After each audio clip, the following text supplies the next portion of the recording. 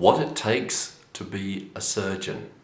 I get asked by a lot of medical students whether they can make the cut to be a surgeon, or whether they have the qualities or characteristics required to be a surgeon. Well, I've been an orthopedic surgeon for over 15 years and been involved in orthopedics for over 25 years, and I think it's a great job. I mean, what other job is there where someone puts so much trust in you? They lie down unconscious in front of you and allow you to cut into them. Well, perhaps an airline pilot has a great deal of trust, but there's not many such jobs.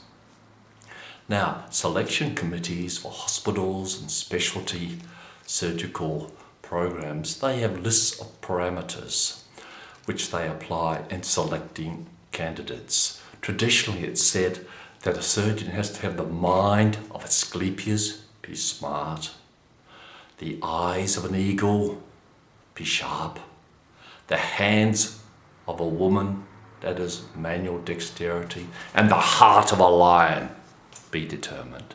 Well, here are the following parameters which I think are important. First of all, you have to be reliable. The operation starts at 8 o'clock in the morning. You've got to be there at least 15 or 30 minutes earlier. There's a lot of people depend upon you. You have to be a reliable person. A lot of organisation. The patient has to organise a lot of things. The anaesthetist, the theatre staff, the equipment that has to be organised. You might be surprised to hear that some doctors are lazy and unreliable. Well, if that's you, I'm sorry, surgery, in my opinion, is not for you.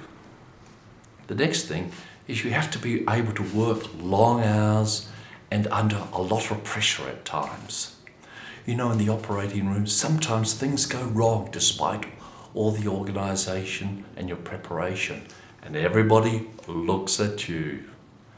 It suddenly becomes a one-man or one-woman show. So you have to be able to take this pressure and enjoy it. Often you have to work into the evening, throughout the night, weekends, and although there's a lot of talk about reducing the hours of surgery to 30 or 40 hours a week, I think this is a long way off in most parts of the world where there's great shortages of surgeons and a lot of work to be done. So you have to be able to take this pressure and perform. The next thing is you have to be intelligent. Well, you don't have to be super smart. You know, this myth that a neurosurgeon or brain surgeon is super intelligent. Well, I tell you, there's a lot of orthopedic surgeons smarter than brain surgeons. As long as you can pass medical school, you're smart enough. The only thing is that governments and insurance companies, they don't place much value on thinking. They tend to reward what we call the high-tech end of town, doing operations or procedures. And they tend to be the high-income end of medicine.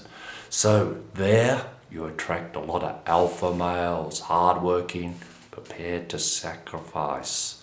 Down the other end of town, what we call the low-tech, you have the thinking specialties, pediatrics, neurology, and their incomes tend to be lower.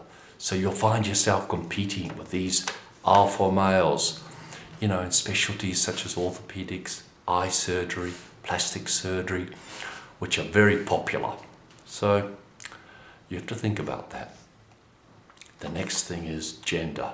Well, I must say, 2009, I'm surprised we're talking this gender as an issue.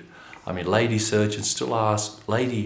medical students still ask me, can I be a surgeon? Well, of course you can. Women make better surgeons than men. They have much better manual dexterity. They're certainly smarter and they're certainly dedicated. But remember this, there's sacrifice. So there's going to be a big price you're going to pay in your personal life. A lot of hours away from your spouse, your family, and that will take its toll. You know, it's not unusual for surgeons to end up divorced. So remember, there will be a sacrifice. And I want you to make sure you're not just going into surgery to impress the headmistress, the private school you went to, or just to impress your parents. Make sure you do it for the right reason. That is, you can't live without doing it and you really want to do it. The last thing, and again you might be surprised, this is the last thing on the list, manual dexterity, the use of your hands. Yes, surgery is to do with the use of your hands, applying your brain through your hands. But you can learn manual dexterity, something a determined and committed individual can learn. You know, we always joke that orthopedic surgeons hang around hardware stores rather than going to the opera, and also gain a lot of the skills from building a yacht or putting an extension onto the house. A lot of that's actually true. You can learn manual dexterity. So I hope this information has been useful to you as a guide in determining whether you want to be a surgeon. You know, it's a really great job, but there is a lot of sacrifice, a lot of long hours of work, and actually a lot of exams to pass. So thanks for your interest and good luck in your career.